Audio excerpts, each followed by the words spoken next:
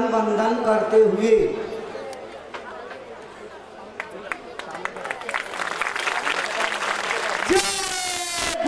और नीचे करिए जय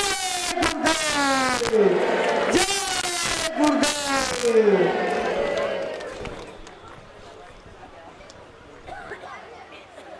प्रेमी भाई बहनों, स्वागत की इसी श्रृंखला के बाद पूज्य महाराज जी गुरु महाराज का पावन संदेश लेकर के आए हुए हैं।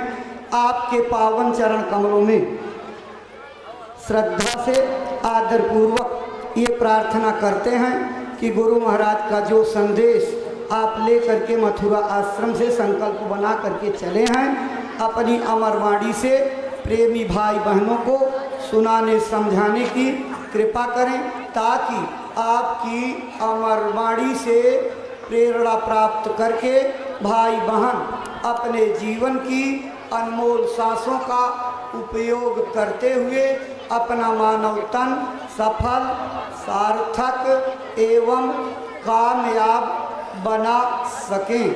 परम श्रद्धेय पूज्य महाराज जी।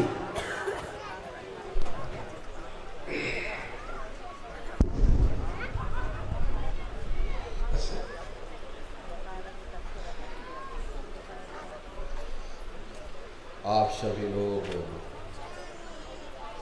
प्रेम के साथ में मालिक के पावन नाम का उच्चारण करेंगे। बोलो जय गुरुदेव।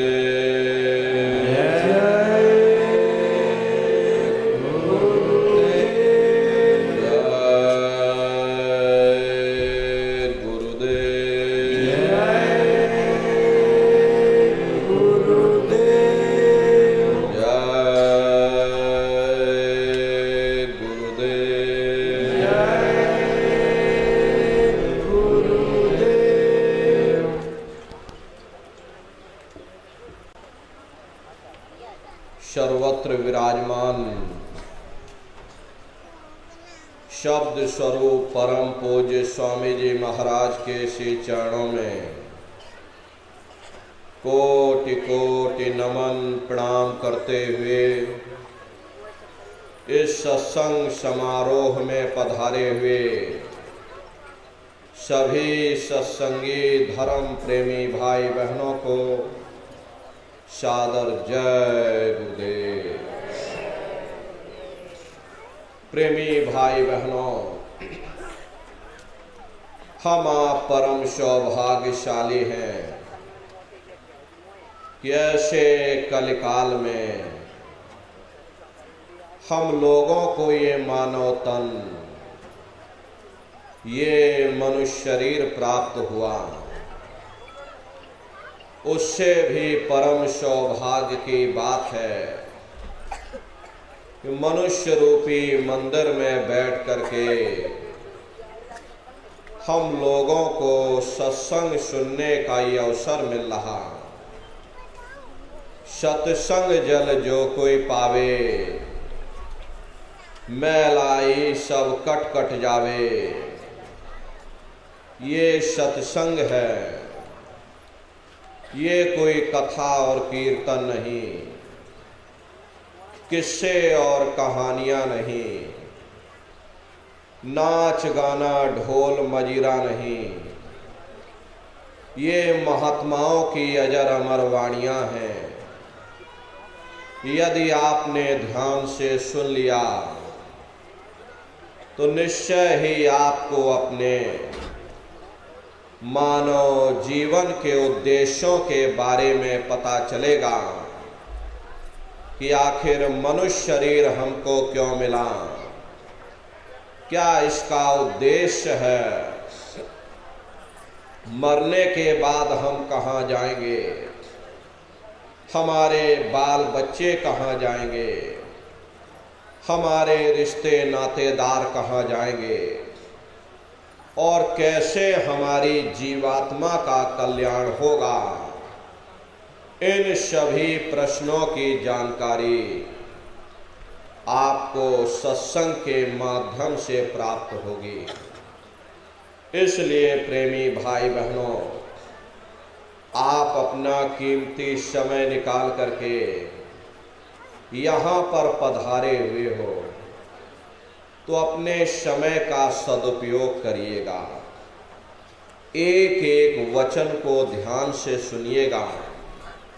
समय का दान देना आज के समय में सबसे बड़ा दान होता है।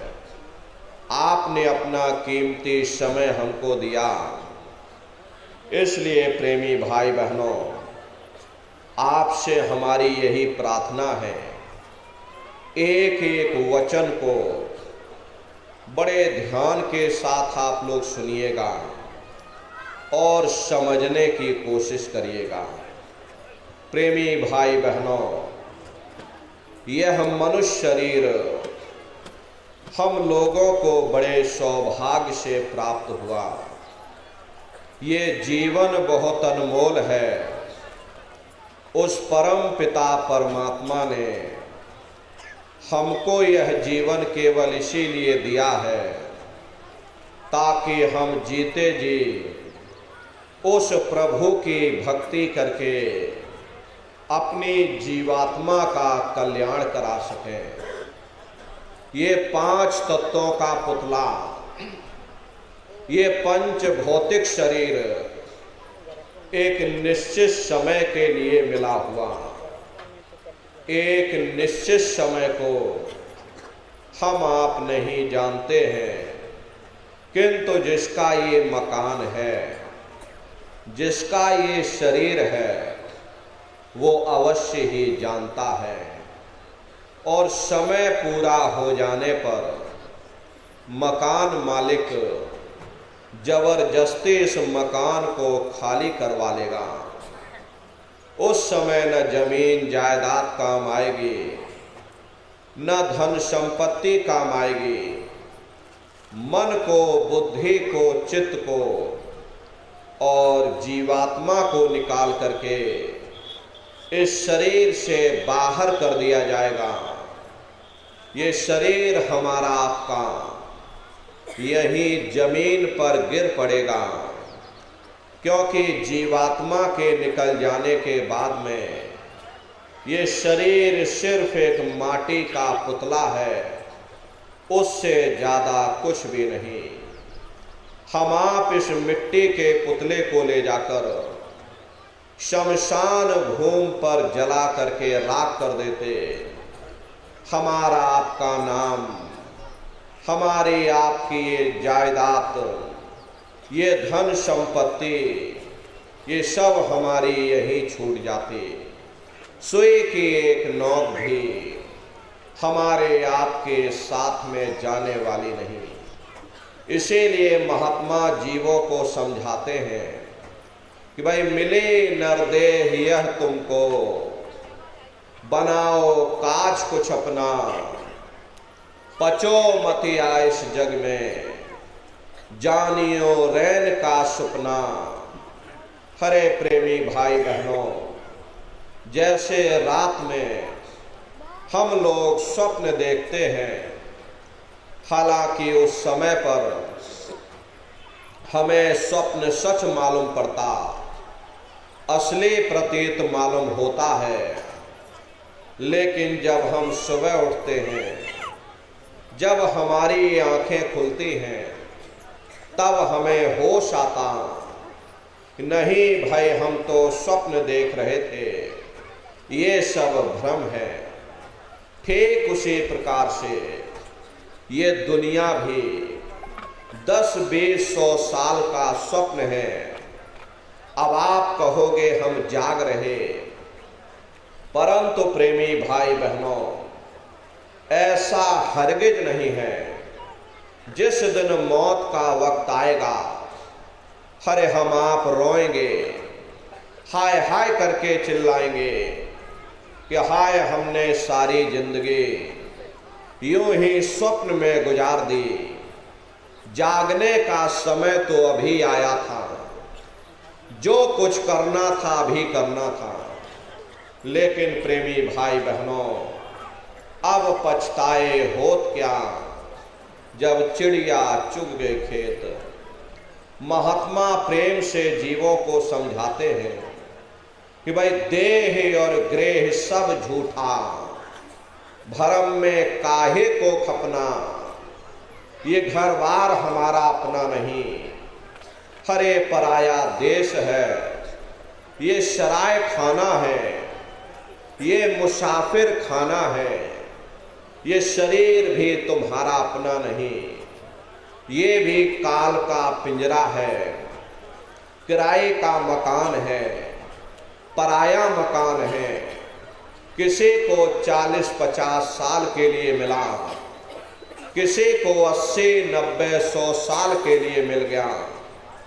हर जितने जितने श्वास उस मालिक ने बख्शे हैं, उसे भुगतने के बाद में हमें शरीर को यहीं छोड़ जाना। श्वास दुधारा नित ही जारी, एक दिन खाली चाम। हरे प्रेमी भाई बहनों, एक तालाब पानी से चाहे कितना भी क्यों ना भरा हो, आप एक छोटी सी नाली काटकर खोल दीजिए, तालाब में छोटा सा छेद कर दीजिए, तो सारा पानी ही तालाब से बाहर निकल जाएगा। ठीक उसी प्रकार से हमारा ये शरीर भी श्वासों का भंडार है। जब तक श्वासों का भंडार जारी है, हम दुनिया के काम काज में फंसे हुए, दुनिया के कारोबार में उलझे हुए, लेकिन जिस वक्त ये श्वासों का भंडार खाली होगा, हरे टेलीफोन खड़क जाएंगे, तार पहुंच जाएंगे, संदेश पहुंच जाएंगे, सब रिश्ते नातेदार, सब कुटुंब परिवार वाले, सब अड़ोस पड़ोस वाले मिनटों सेकंडों में इकट्ठा हो जाएंगे। हरे नर नारियों, जिस शरीर से तुम इतना प्रेम किया करते थे, उसे कोई एक रात भी घर में रखने को तैयार नहीं होता। कंधों पर लटका करके शमशान भूमि पर छोड़ करके आ जाते। हिंदू लोग तिनका तोड़ाते कि जैसे तिनका टूट गया, तेरा मेरा रिश्ता नाता टूट गया। मुसलमान सिख या ईसाई लोग खाक की मिट्टी कब्र में डाल देते कि जो मेरे लिए खाक की मिट्टी है, वह मेरे लिए तू है। हरे प्रेमी भाई बहनों, मामूली कष्ट नहीं होता, मौत के समय में घनघोर पीड़ा होती है। जनमत मरत दुसह दुख हुई, सहजो बाई ने बयान किया कि सहजो मौतें आइया, अंगे अंग दिया तोड़, और हिया जरे छाती फटे, उठे पीर घनघोर।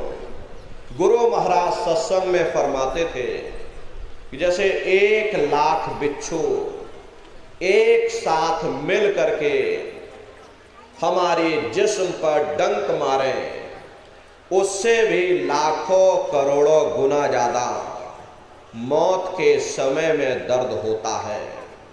जब मृत्यु आती है तो किस तरह से प्राण निकलते हैं, प्राणों के निकलने की क्या प्रक्रिया होती है, जरा उसे भी आप लोग समझ लीजिए।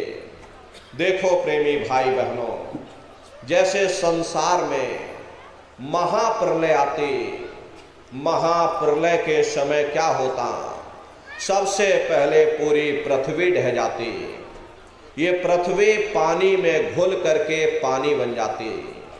मानो षष्ठी की प्रलय एक बड़ी कयामत है और शरीर की प्रलय एक छोटी कयामत है। तो जैसे ही मौत आती है, सबसे पहले गुदा चक्र टूटता है। सिमटत भास श्वास उठ जावे, प्राणपति जब सिमट समावे। उस समय हमारी श्वासें रुक जाती, शरीर की चेतना पीछे सिमटने लगती तो सबसे पहले गुदा चक्र ही टूटता है, क्योंकि गुदा चक्र में पृथ्वी का वास होता है। गुदा चक्र टूट करके ऊपर इंद्रिय चक्र में समा जाता, इंद्रिय चक्र में जल का वास होता, यानी जल ने पृथ्वी को घोल दिया। फिर जब इंद्रिय चक्र टूटेगा तो ऊपर नाभि चक्र में समा जाएगा। नाभि चक्र में अग्नि का वास होता, यानी अग्नि ने फिर जल को सुखा दिया। नीचे से सिमटाव होता है, नीचे से ऊपर की ओर सिमटाव होता। फिर जब ये नाभि चक्र टूटेगा तो हृदय चक्र में समा जाएगा। हृदय चक्र में वायु का वास होता, यानी वायु ने अग्नि को अपने में समाहित कर लिया और इस तरह से वायु आकाश में उड़ गई। ये आंखों की पुतलियां पलट जाती हैं, मुंह खुला का खुला रह जाता। महात्मा कहते हैं कि जब यह कर्म कला उपजावे, बुद्धि सुरत की आन दबावे, जब यह जीवात्मा पांचों तत्वों को लांग करके जल पृथ्वी अग्नि वायु आकाश पांचों तत्वों को लांग करके ऊपर आती है तो काल दाढ़ में आन दवानी, जब ढरके नैनन से पानी। जब काल अपनी दाढ़ में दबाता उस समय नेत्रों से पानी निकलता है, इंद्रियां टूट टूट करके चकनाचूर हो जाती, सब रिश्ते नातेदार खड़े रह जाएंगे, डॉक्टर वैद्य हकीम सब आपको घेरे रह जाएंगे, लेकिन आप अपनी पीड़ा को उस समय अपने मुख से बयान नहीं कर पाओगे। सिर्फ आपके नेत्रों से अश्रु टपकेंगे। हरे यमदूत आते हैं, प्राणों की डोरी को तोड़ देते और जीवात्मा को खींच करके इस शरीर से बाहर कर दिया जाता। और जैसे ही जीवात्मा शरीर से अलग हुई, ये शरीर हमारा मिट्टी हो जाता। फिर इस मिट्टी को एक रात अपने घर में कोई रखने को तैयार नहीं होता। आपके कितने भी सगे संबंधी क्यों ना हो, खास नात रिश्तेदार क्यों ना हो, लेकिन एक रात कोई घर में मट्टी रखने के लिए तैयार नहीं होते। कहते भाई जल्दी करो जल्दी करो, अब इनकी शक्ल देखने में हमको डर लग रहा, जल्दी से बाजार से कफन खरीद के लाओ, जल्दी से लकड़ियां खरीद के लाओ, जल्दी से चिता तैयार करो, इनको घर में से जल्दी से उठा ले जाओ, वहीं शमशान भूमि पर जला देना। ये जो घर में इनके कपड़े लत्ते पड़े हुए, हर इनके कपड़े लत्ते भी उठा ले जाओ, वहीं शमशान भूमि पर जला देना। जिस बिस्तर पर ये लेटे रहे, ये बिस्तर भी अशुद्ध हो गया। अब इनकी छुई हुई चीज हमको घर में एक नहीं चाहिए, इसलिए इनका बिस्तर भी उठा ले जाओ, वहीं शमशान भूमि पर जला देना। लेकिन उसने कोई सोने की अंगूठी पहनी होगी, उसे धीरे से उतार कर जेब में रख लो, बस वही एक अशुद्ध नहीं होगा और बाकी सब अशुद्ध हो जाएगा। हरे महात्मा कहते हैं कि भाई कुटुंब परिवार मतलब का बिना धन पास नहीं जाए। ये रिश्ते नातेदार, ये कुटुंब परिवार वाले, ये सब स्वार्थ के संगी साथी। हरे नर नारियों, आज तुम्हारी जेब में पैसा है तो सब जैसे तैसे तुमसे रिश्तेदारियां कायम कर लेंगे। आज जेब खाली हो जाए, कोई किसी को याद करने वाला नहीं। 13 दिन बाद 13वीं मना दोगे, लड्डू पूड़ी पकवान बना करके खिला दोगे, फिर जाने वाले को कोई याद नहीं करता।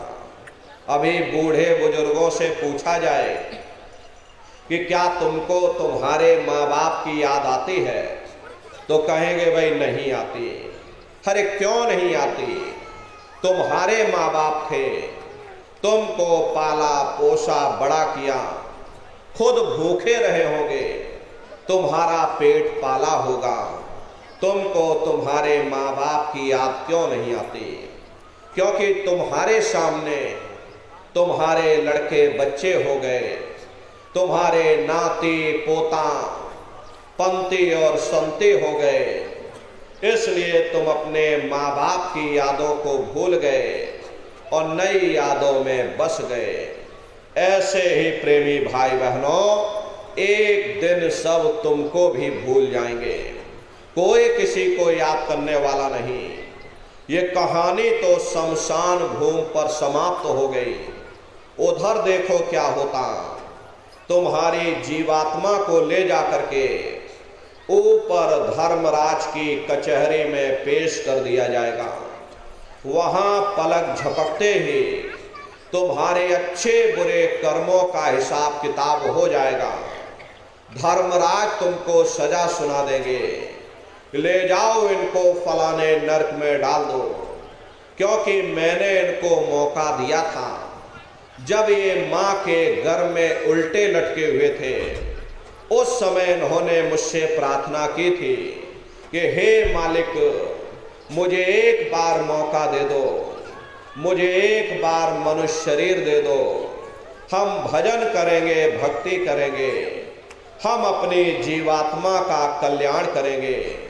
तो मैंने इनकी प्रार्थना स्वीकार कर ली और इनको मैंने मनुष्य शरीर दे दिया और कह करके भेजा था कि भाई ये मनुष्य शरीर ये किराए का मकान है, ये तुम्हारा अपना नहीं है। अगर ये तुम्हारा अपना होता तो हमेशा तुम्हारे पास रहता। ये तुम्हारा अपना नहीं, ये मैंने तुमको कुछ समय के लिए किराए का मकान दिया है। हाँ, तुम अपनी जीवात्मा को मेरे किराए के मकान में बैठा करके मालिक की भक्ति करके अपनी जीवात्मा का कल्याण करा लेना। मैंने कुछ समय के लिए तुम सबको ये किराए का मकान दिया है। जब समय पूरा होगा मैं अपने सिपाहियों को भेजूंगा, उस समय पर तुम मेरे मकान को खाली कर देना। लेकिन इतना ध्यान रखना कि जैसा साफ सुथरा मैंने तुमको ये किराए का मकान दिया, वैसा ही साफ सुथरा तुम मुझको वापस लौटाना। लेकिन इस किराए के मकान में बैठ करके इन्होंने अच्छे बुरे कर्म कर डाले। मेरे किराए के मकान को इन्होंने अपने कर्मों से गंदा कर दिया, इसलिए कर्मों की सजा इनको मिलेगी। ले जाओ इनको फलाने नरक में डाल दो। अरे महात्मा कभी झूठ नहीं बोलते। महात्माओं ने जब साधना किया, साधना करके जब ऊपर गए और ऊपर जा करके जब उन्होंने नरकों का हाल देखा, तो हमारी आपकी जानकारी के लिए उन्होंने धर्म ग्रंथों में लिख दिया, लोह के खम्भ तपत के माही, और जहां जीव को ले चिपटाई वहां लोहे के खंबे अग्नि से धधक धधक कर लाल हो रहे। ऐसे खोटे जीवों को उन खंभों में चिपटाया जाता। जीव हाय हाय करके तड़पता है, तड़फ तड़फ जीव जुलम बुखारी, और तपत खम्भ दुख उपजे भारी। असहनी वेदना होती, असहनी दुख दर्द होता, जीव वहां रोता चिल्लाता रहता। वहां कोई तुम्हारी पुकार सुनने वाला नहीं, कोई तुम्हारी दर्द भरी आवाज को सुनने वाला नहीं। हरे नर नारियों, ये दुर्दशा क्यों हो गई? क्योंकि हम लोग मनमुखी हो गए, मन के कहे पर चलने लग गए। मन के कहे पर चल करके अच्छे बुरे कर्म करने लग गए। कर्मों का ये जखीरा अंबार के अंबार हमने अपने सिर पर लाद लिए, आज उन्हीं कर्मों का भोग पा रहे। हरे महात्मा कहते हैं कि नर के अनेकन और हैं, कहाँ लग कहूँ बखान, दुख भोगते यह जीव जो, जाने जो भोग समान। कहते भाई एक नरक नहीं, ऐसे वहां अनेकों अनेक नरक बने हुए, अलग अलग खोटे पाप कर्मों के वहां पर अलग अलग नरक बने हुए।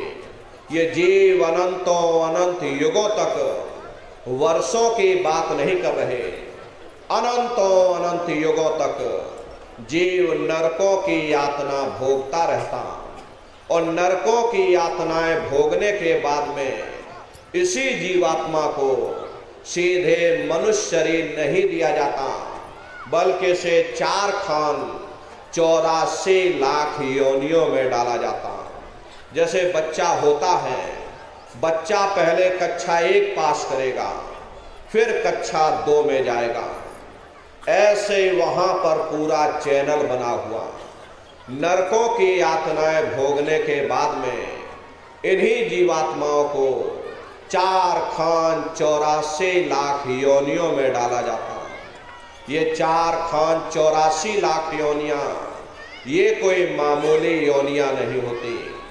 4 खान का मतलब होता है अंडज पिंडज उपमज स्थावर, ये 4 खाने होती। पहली श्रेणी पेड़ पौधों की आती है, जिनके अंदर पानी का तत्व मौजूद होता। कभी ये भी मनुष्य हुआ करते थे, लेकिन आज अपने कर्मों का भोग पा रहे एक जगह पर बेचारे खड़े हुए हैं। दूसरी श्रेणी कीड़े मकोड़ों की आती, जिनके अंदर पृथ्वी और अग्नि का तत्व मौजूद होता। तीसरी श्रेणी पंछियों की आती, चौथी चौपाए जानवरों की आती, और 5वीं स्वयं इंसान की आती, जिसके अंदर 5 तत्व जल पृथ्वी अग्नि वायु आकाश 5 तत्व मौजूद होते। प्रेमी भाई बहनों, ये 4 खाने हैं, इनकी अलग अलग कुल 84 लाख योनियां होती हैं। अब आप पेड़ पौधों को देखिए तो आम का पेड़ अलग है, नीम का पेड़ अलग है, पीपल का पेड़ अलग है। ऐसे ही अलग अलग प्रजातियों के कीड़े मकोड़े, अलग अलग प्रजातियों के पशु पंछी, कुल मिलाकर के 84 लाख योनियां हैं। हम दुनिया के जीव नरकों की यातनाएं भोगने के बाद में इन्हीं 84 लाख योनियों में फिर डाले जाते हैं। मामूली कष्ट नहीं होता। अरे हमको आपको गर्मी लग गई तो हम लोग छाया में आ गए, सर्दी लग गई कंबल रजाई ओढ़ लिया, भूख लग गई रोटी खा ली, बीमार हो गए अस्पतालों में चले गए, अपना अपना इलाज करवा लिया। लेकिन देखो उन जानवरों को, क्या गर्मी, क्या सर्दी, क्या बरसात, एक एक निवाले के लिए दर बदर ठोकरें खाते रहते।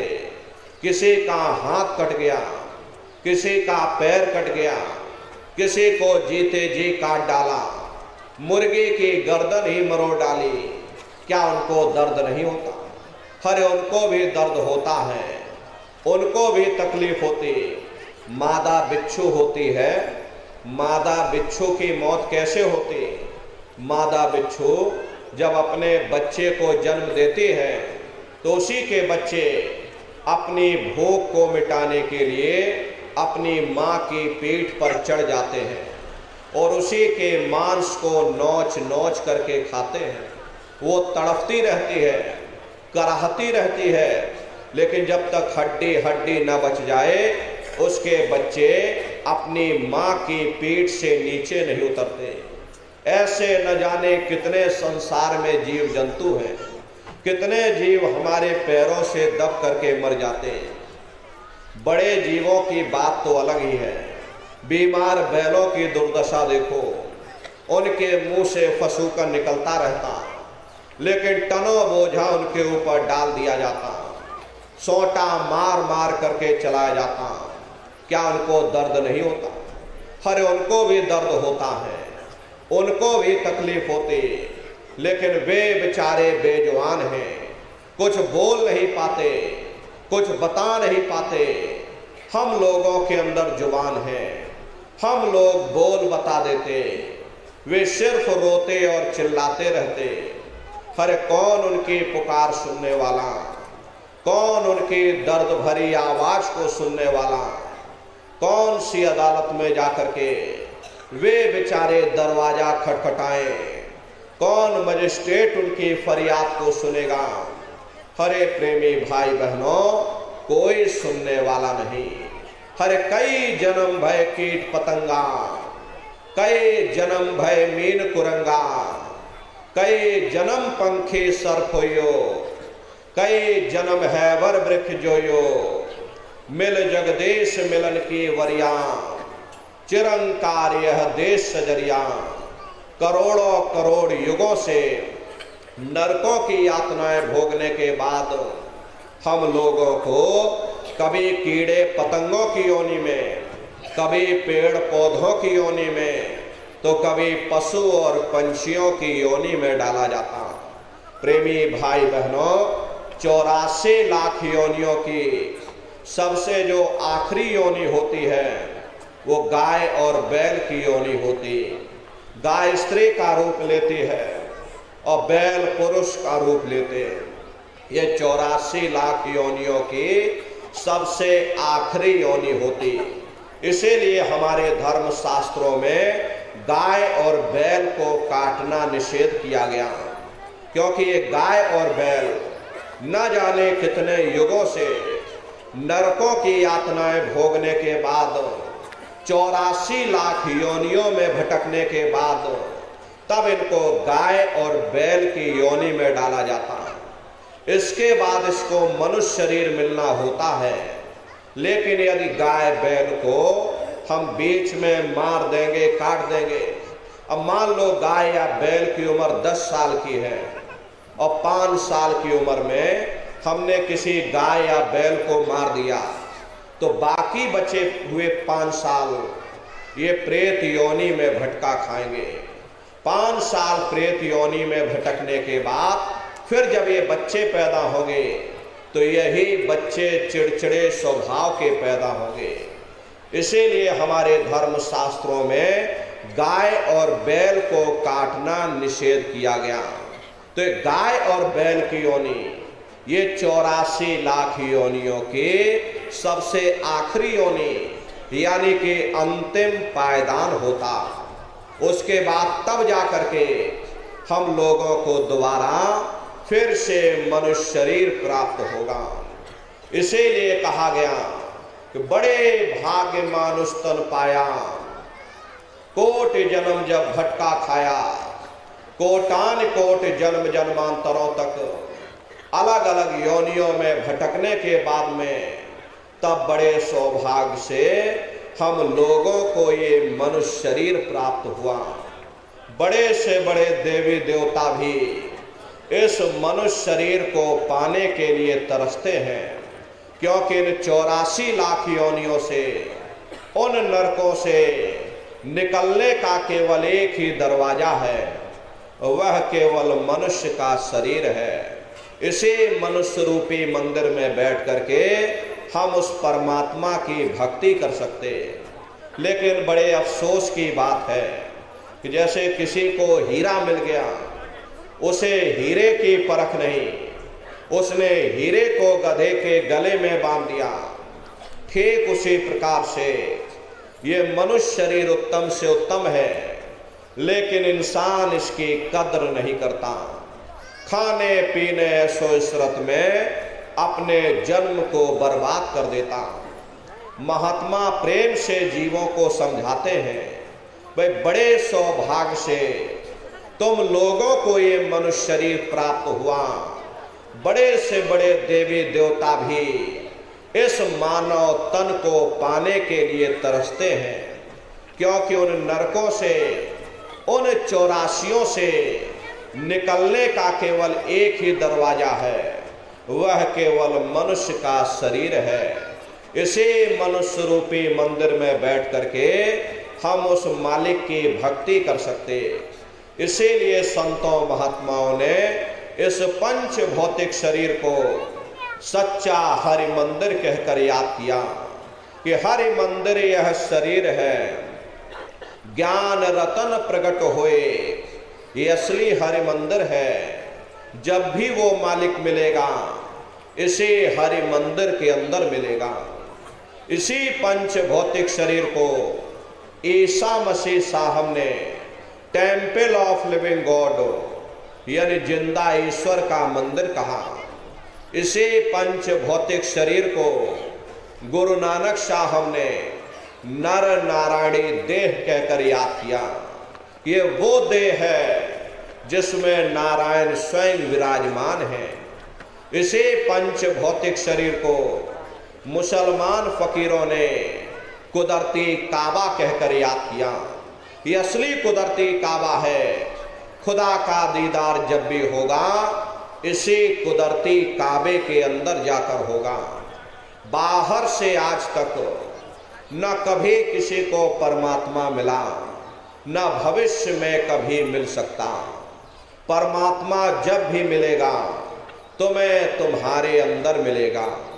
यही कबीर साहब ने लिखा कि जो तिल माही तेल है, जो चकमक में आग, तेरा साईं तुझ में और जाग सके तो जाग। जिस तरह तिल में तेल होता, पत्थर में अग्नि होती, ठीक उसी तरह से वो मालिक हरेक के घट घट में, हरेक के वजूद के अंदर बैठा हुआ।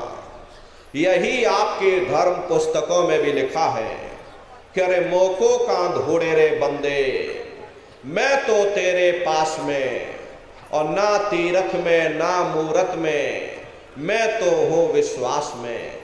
ना मैं तीरथ में मिलूंगा, ना मैं मूरत में मिलूंगा, ना मैं अन्य किसी कर्म कांडों में मिलूंगा, ना मैं ग्रंथों में मिलूंगा, ना मैं पोथियों में मिलूंगा, ना मैं शास्त्रों में मिलूंगा, ना मैं किताबों में मिलूंगा। मैं जब भी मिलूंगा तो मैं तुम्हारे अंदर मिलूंगा। हरे प्रेमी भाई बहनों, अगर खाना बनाने की किताब सारे दिन बैठ करके आप पढ़ते रहोगे कि खाना ऐसे बनता है, खाना ऐसे बनता है, खाने में नमक डाला जाता, खाने में तेल डाला जाता, तो कभी तुम्हारा पेट नहीं भर सकता। जब तक आप खाना बनाओगे नहीं, उसे खाओगे नहीं, कभी तुम्हारा पेट नहीं भर सकता। हम वेदों की निंदा नहीं करते, हम ग्रंथों की निंदा नहीं करते, हम गीता कुरान बाइबल की निंदा नहीं करते। हरे वेद शास्त्र गीता कुरान बाइबल कहती है कि भाई मनुष्य के अंदर अंड खंड ब्रह्मांड है, स्वयं वह परमात्मा इसके अंदर बैठा हुआ। चलो अंदर चलो, अंदर चल करके उस परमात्मा का दर्शन दीदार करो। अब सवाल ये उठता है, भाई आखिर हम अपने अंदर जा करके उस परमात्मा का दर्शन कैसे करेंगे? तो इसके लिए संतों महात्माओं ने इस कलयुग में केवल 3 साधन बताए। साधन 3 सार्युन वर्णे और साधन सब थोथे मान। इस कलयुग में उस मालिक को पाने के लिए संतों महात्माओं ने केवल 3 साधना बताई। पहला है सुमरन, दूसरा है ध्यान और तीसरा है भजन। सुमरन कहते उस मालिक को याद करना, ध्यान कहते हैं दृष्टि को एकाग्र करना, भजन कहते हैं कान में उंगली डाल करके उस शब्द को सुनना, उस नाम को सुनना, उस आवाज को सुनना जो तुम्हारे अंदर 24 घंटे गूंज रही। प्रेमी भाई बहनों, ये सुरत शब्द नाम योग की साधना है। संतों का जो इतिहास रहा, संतों के इतिहास में सबसे पहले कबीर साहब आए, जिन्होंने सुरत शब्द नाम योग की साधना जारी की। उसके बाद गुरु नानक साहब आए, उन्होंने भी सुरत शब्द नाम योग की साधना जारी की। उसके बाद और भी महात्मा आए, कबीर, नानक, दादू दरिया, भीखा, रविदास, पलटू, जगजीवन। चित्रकूट में आप चले जाइए, गोस्वामी जी महाराज जिन्होंने रामचरितमानस बनाए, उन्होंने भी सुरत शब्द नाम योग की साधना जारी की।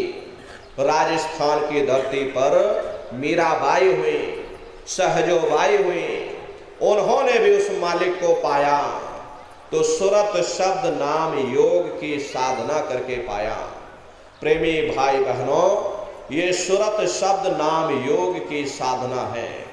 इस साधना की 3 क्रियाएं, पहला सुमरन, दूसरा ध्यान और तीसरा भजन।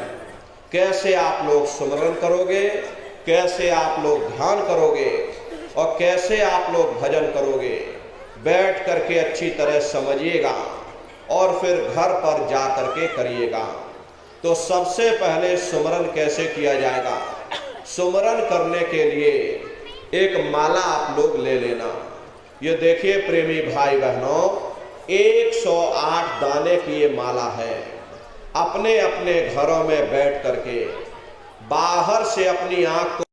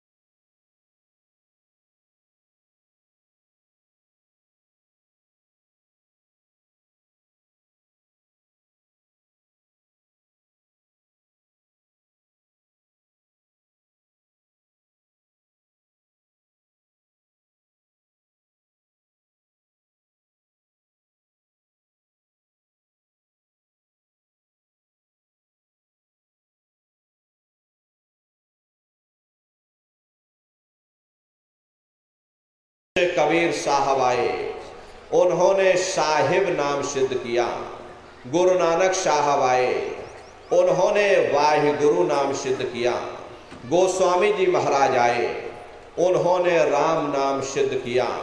मीराबाई आई, उन्होंने गिरधर नाम सिद्ध किया। इसी तरह हमारे गुरु महाराज जय गुरुदेव नाम सिद्ध करके गए। गुरु महाराज हमारे कहते थे कि बच्चे बच्चियों, तुम इस नाम की परीक्षा लेकर के देखना। जब तुम कहीं भारी मुसीबत में फंस जाओ, कोई तुम्हारा मददगार ना हो, या मौत के समय में जब डॉक्टर भी जवाब दे दें, उस समय बच्चा तुम 10 बार जय गुरुदेव नाम अंदर अंदर बोलना, मैं तुम्हारी मदद करूंगा। ये जय गुरुदेव नाम समय का जगाया हुआ नाम है। एक साध है सब सद है, सब साध है सब जाए। इसलिए प्रेमी भाई बहनों, पहले अपने गुरु की उंगली पकड़ लो, क्योंकि गुरु गोविंदो खड़े ताके लागो पाई, बलिहारी गुरु आपने जिन गोविंदियो बताई। महिमा उन्हीं की है जिन्होंने गोविंद को लखा दिया। गुरु बिन भव निज तरह न कोई। प्रेमी भाई बहनों, इसीलिए कहा जाता है कि गुरुर ब्रह्मा गुरुर विष्णु गुरुर्देवो महेश्वरः गुरुर साक्षात पार ब्रह्म तस्मै श्री गुरुवे नमः। इसलिए प्रेमी भाई बहनों, साधना करने से पहले जय गुरुदेव नाम का सुमरन आप सभी लोग करिएगा। सुमरन करने के बाद में फिर आप ध्यान पर बैठिएगा। दूसरा है ध्यान, और ध्यान कहते हैं दृष्टि को एकाग्र करना।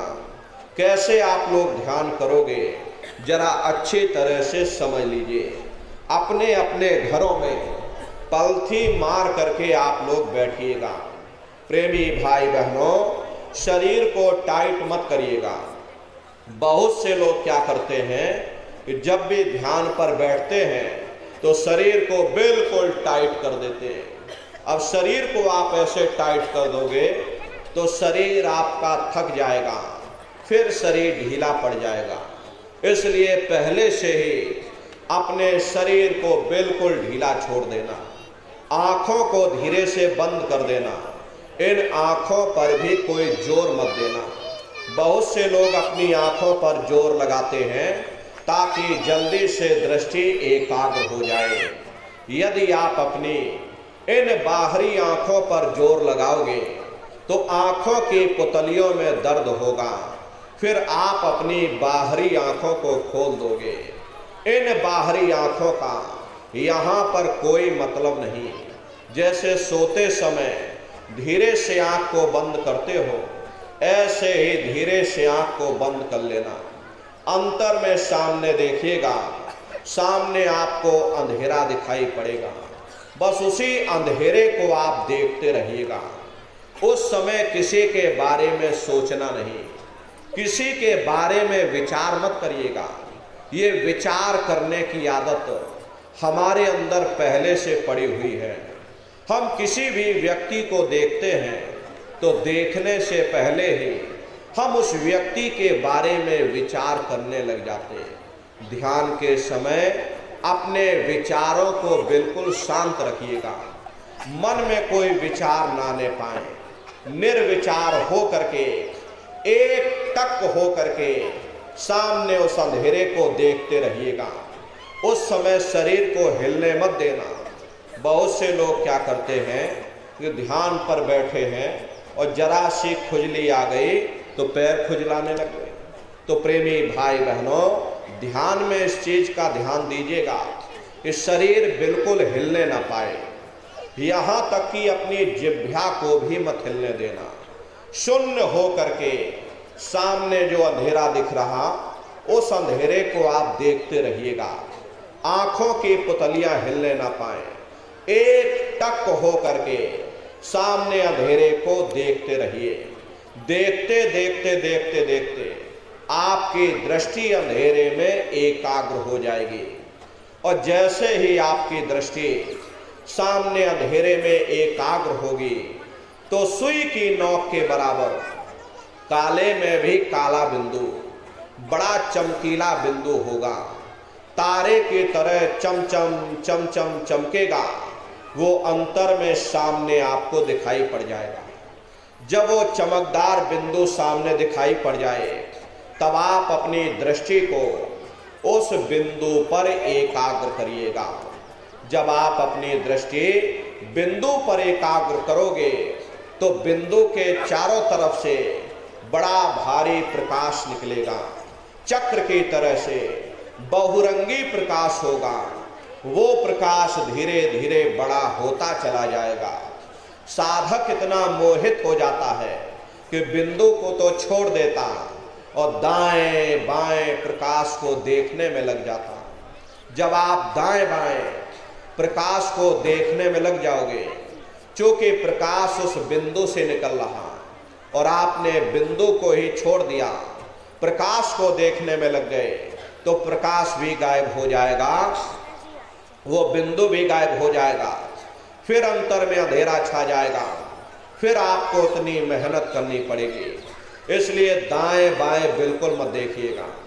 आपका निशाना उस बिंदु पर टिका रहे जिसमें से वो प्रकाश निकल रहा। वही बिंदु दरवाजा है। वही बिंदु खिड़की है, उसी को हरि का द्वार यानी कि हरिद्वार कहा गया।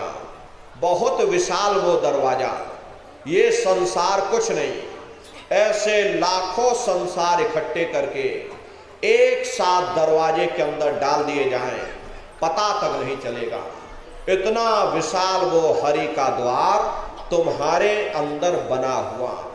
प्रेमी भाई बहनों, जब आप उस बिंदु को देखोगे तो वो बिंदु फट जाएगा, वो दरवाजा खुल जाएगा, ये शिव नेत्र खुल जाएगा, ये दिव्य दृष्टि खुल जाएगी और आप दरवाजे के अंदर दाखिल हो जाओगे। एक बार प्रेमी भाई बहनों ये दिव्य दृष्टि खुल जाए, फिर क्या भूत, क्या भविष्य, क्या वर्तमान, कोई भेद आपसे गुप्त नहीं रहेगा। लाखों वर्ष पहले क्या हुआ था, भविष्य में क्या होने वाला है, आप बैठ करके ध्यान में सब कुछ देख सकते हो। तो यह है ध्यान करने का तरीका। तीसरा है भजन।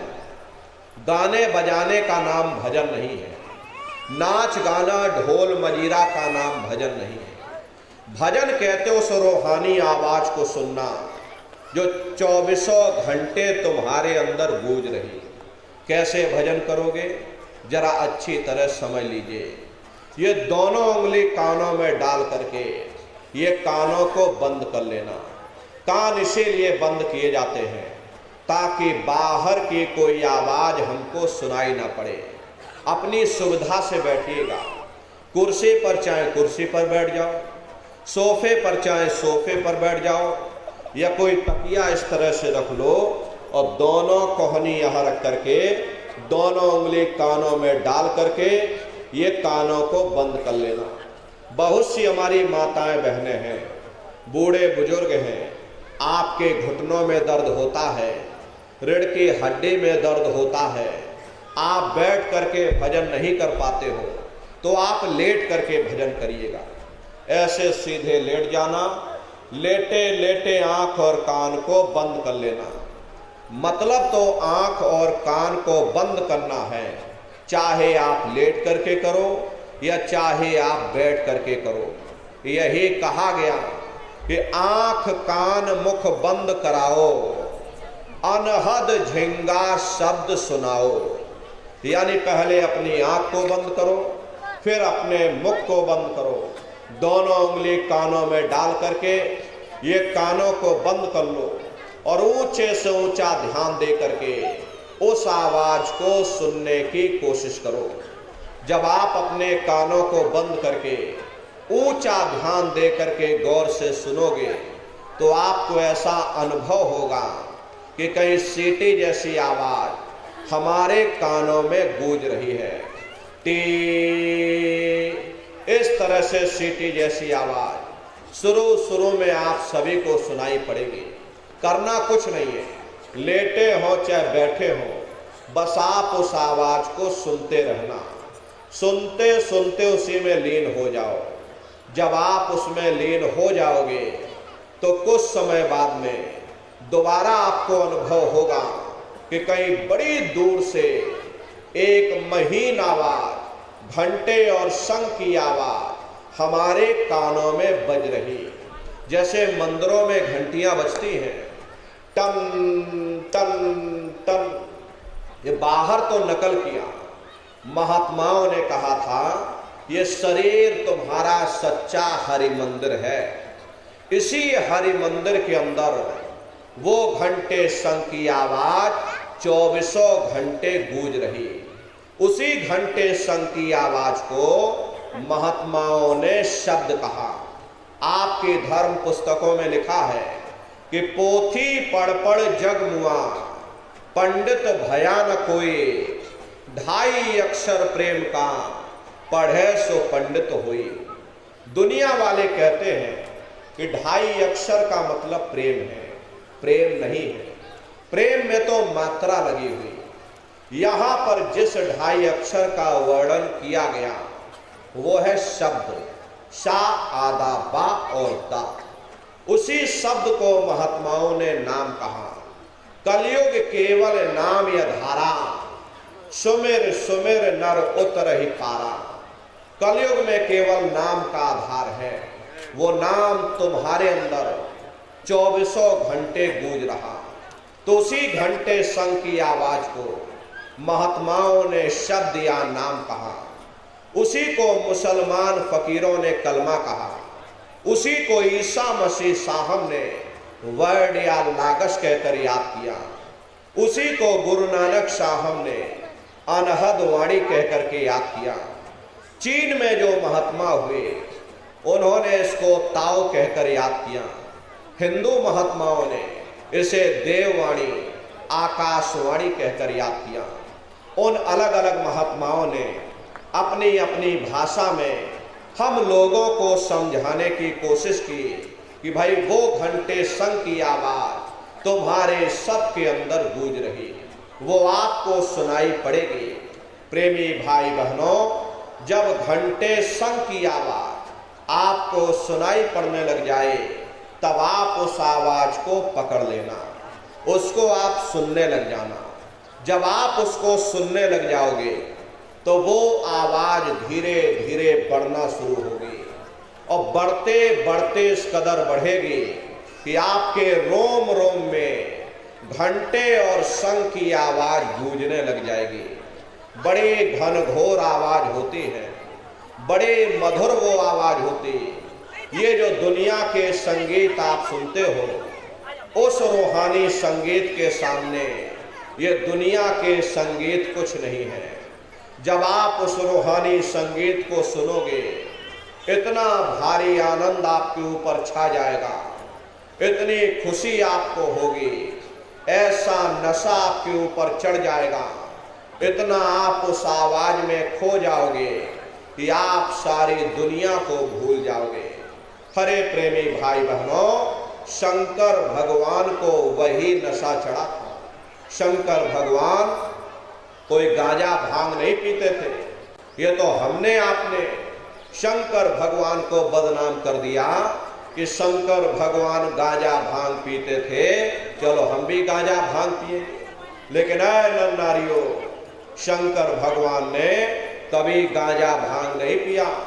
शंकर भगवान जिस नशे में लीन रहते थे वो नाम का नशा था, वो ध्यान का नशा था, वो भक्ति का नशा था। जब आप उस आवाज को सुनोगे तो आपको भी वो नशा चढ़ जाएगा, क्योंकि उस आवाज में चुंबक है।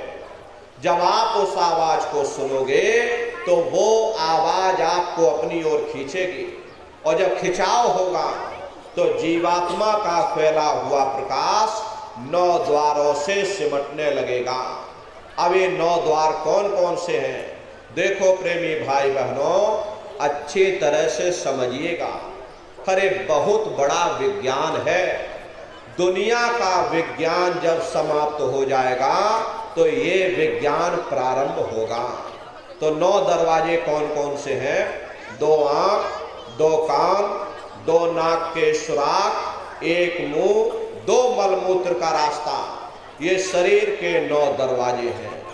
सबसे पहला दरवाजा गुदा चक्र आता है। गुदा चक्र में गणेश जी वास करते हैं। गणेश जी वहाँ के मालिक हैं। ये 4 दल का कवल है। यहाँ पर पृथ्वी तत्व पाया जाता है। उसके ऊपर इंद्रिय चक्र आता है। इंद्रिय चक्र में ब्रह्मा जी वास करते। ये 6 दल का कवल है। यहाँ पर जल तत्व पाया जाता है। उसके ऊपर ये नाभि चक्र आता है। नाभि चक्र में विष्णु जी वास करते हैं। ये 8 दल का कवल है। यहाँ पर अग्नि तत्व पाया जाता है। उसके ऊपर ये हृदय चक्र आता है। हृदय चक्र में शिव जी वास करते हैं। ये 12 दल का कवल है। यहाँ पर वायु तत्व पाया जाता है। अरे वास तो वो ऊपरी मंडलों में करते हैं, लेकिन उनका प्रकाश, उनकी किरणें इन चक्रों पर पड़ती हैं। उसी के ऊपर एक कंठ चक्र आता है। यहाँ पर आद्या महाशक्ति की किरणें पड़ती हैं। ये 16 दल का कवल है। और आप सबसे ऊपर, तुम्हारी जीवात्मा सबसे ऊपर दोनों आंखों के मध्य भाग में बैठी है। जहाँ पर देवियाँ बिंदी लगाती हैं और पुरुष जहाँ पर टीका लगाते हैं। ये बिंदी और टीका हम लोग यहाँ पर इसीलिए लगाते हैं क्योंकि यहाँ पर हमारी जीवात्मा बैठी है, उसका श्रृंगार किया जाता है।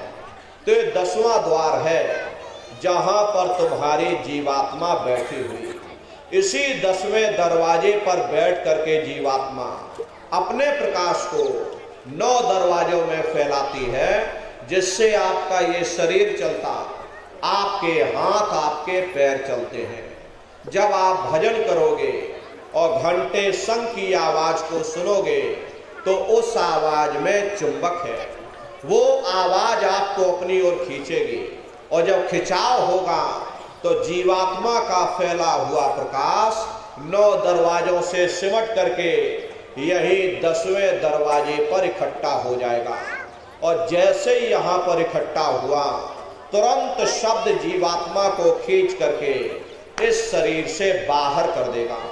फिर आप अपनी आंखों से देखिएगा कि हमारा शरीर ये है, हम ये खड़े।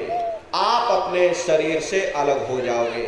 जैसे चिड़िया होती है, चिड़िया घोंसले से निकल करके आसमानों की उड़ान भरती है, शाम को फिर अपने घोंसले में आ जाती। ऐसे ही तुम्हारी जीवात्मा इस शरीर रूपी घोंसले से निकल करके ब्रह्मांडों की सैर करेगी, देवी देवताओं के दर्शन करेगी, राम और कृष्ण के दर्शन करेगी और घूम करके फिर अपने शरीर रूपी घोंसले में वापस चली आएगी। हरे प्रेमी भाई बहनों, ये ब्रह्मा विष्णु महादेव जिनकी सारी दुनिया पूजा करती है, आप सभी लोग ब्रह्मा विष्णु महादेव की पूजा करते हो, लेकिन कभी आपने विचार नहीं किया भाई जिनकी हम पूजा कर रहे हैं आखिर ये लोग हैं कौन, ये कहाँ पर रहते हैं, ये क्या काम करते हैं, इनके माँ बाप कौन हैं, राम कौन है, कृष्ण कौन है, ईश्वर कौन है, ब्रह्म कौन है, पार ब्रह्म कौन है, ये लोग कहाँ पर रहते हैं। तो जरा संक्षिप्त में आप समझिएगा, क्योंकि अगर इसका वर्णन हम करेंगे तो लाखों वर्ष लग जाएंगे, एक लोक का वर्णन नहीं हो सकता, इतने विशाल ऊपर लोक बने हुए। लेकिन संक्षिप्त में आपको बताया जा रहा कि जब आप भजन करोगे तो किन किन मंडलों को पार करते हुए तुम्हारी ये जीवात्मा अपने 5वें मंडल पर यानी कि सचखंड में पहुंचेगी। प्रेमी भाई बहनों, जब आप भजन करके और घंटे शंख की आवाज को पकड़ करके जब शरीर रूपी घोंसले से बाहर निकल जाओगे तो उसी शब्द को पकड़ करके ये जीवात्मा ब्रह्मांडों की चढ़ाई करती है। पलक झपकते यह जीवात्मा खरबों योजन ऊपर चली जाती। ये सूरज चांद सितारों को पार करने के बाद सबसे पहले जो आपको लोक मिलेगा उसे महात्माओं ने शिवलोक कहा। शिवलोक तमोगुणी स्थान है। प्रेमी भाई बहनों, जरा ध्यान से समझिएगा, ये ब्रह्मांड का रहस्य है जो आपको बताया जा रहा। तो सूरज चांद सितारों को पार करने के बाद सबसे पहले जो आपको लोक मिलेगा उसे महात्माओं ने शिवलोक कहा। शिवलोक तमोगुणी स्थान है, वहाँ के मालिक शिव जी हैं, वो पार्वती जी के साथ उस लोक में विराजमान है। चैतन्य धार जो ऊपर से नीचे आ रही, जिसे महात्माओं ने गंगा कहा, वह अपना केंद्र बिंदु शिवलोक को बनाती है। इसीलिए शिव जी की जटा में गंगा दर्शाई जाती है। इस लोक में असंख्य जीवात्माएं हैं और ये सभी जीवात्माएं शिव स्वरूप में मौजूद हैं। जब आप वहाँ पहुँचोगे और शिव जी का जब प्रत्यक्ष दर्शन करोगे तो आपका स्वरूप भी शिव के समान यानी कि शिव स्वरूप हो जाएगा। शिव जी का दर्शन करने के बाद फिर जब आप ऊपर चढ़ोगे उसी के ऊपर ब्रह्मा जी का लोक आएगा। ब्रह्मा जी का लोक वो रजोगुणी स्थान है, वहाँ के मालिक ब्रह्मा जी हैं। वो गायत्री, सावित्री और सरस्वती के साथ उस लोक में विराजमान हैं। और ब्रह्मा जी का दर्शन करने के बाद फिर जब आप ऊपर चढ़ोगे, उसी के ऊपर विष्णु लोक आएगा। विष्णु लोक वो सतोगुणी स्थान है, वहाँ के मालिक विष्णु जी हैं। उनका बड़ा मनमोहक स्वरूप है। उनके 4 भुजाएं हैं और चारों भुजाओं में शंख, गदा, पद्म और चक्र सुशोभित हैं। और आप क्षीर सागर में लक्ष्मी जी के साथ विराजमान हैं। ये तीनों देवता ब्रह्मा, विष्णु और महादेव अपने अपने लोक में बैठ करके राज कर रहे हैं। एक रचयिता है जो जीवों को रचता है, एक पालनहार है जो जीवों को पालता है, और एक संहार करता जो जीवों को नष्ट कर देता। एक का काम है घड़े को बनाना, एक का काम है घड़े की सुरक्षा करना, और एक का काम है घड़े को फोड़ देना। इनकी जो माता हैं वो आद्या महाशक्ति हैं। ब्रह्मा, विष्णु, महादेव लोक के ऊपर वो आद्या महाशक्ति का लोक आता है। और उसी लोक को पार करने के बाद सबसे पहला देश पड़ता है, या यूँ कह लीजिए कि पहली राजधानी पड़ती है, जिसे महात्माओं ने सहस दल कवल कहा। वो राजधानी है। ये ब्रह्मा, विष्णु, महादेव के जो लोक हैं, उस राजधानी के अंतर्गत आने वाले जिले हैं। आप इस तरह से समझिएगा, जैसे आपके मध्य प्रदेश की राजधानी भोपाल है, ये भिंड आपका एक जिला है। इसी तरह से प्रेमी भाई बहनों, वो सहस दल कवल राजधानी है। राजधानी का जो मालिक है वो निरंजन भगवान है। ब्रह्मा, विष्णु, महादेव ये निरंजन भगवान के ही पुत्र हैं। और ये आद्या महाशक्ति ये निरंजन भगवान की अर्धांगिनी है। निरंजन भगवान स्वयं तीनों लोकों के मालिक हैं। उन्हीं को त्रिलोकीनाथ कहा जाता है। हिंदू उन्हीं को परमात्मा कहते, मुसलमान उन्हीं को खुदा कहते, ईसाई उन्हीं को गॉड कहते। घंटे और शंख की आवाज जो हर इंसान के अंदर गूंज रही, वो आवाज उन्हीं के मुखार बिंद से हो रही। निरंजन भगवान का जो स्वरूप है वो ज्योतिष स्वरूप है। हजार बाती की अखंड ज्योति वहाँ पर बरा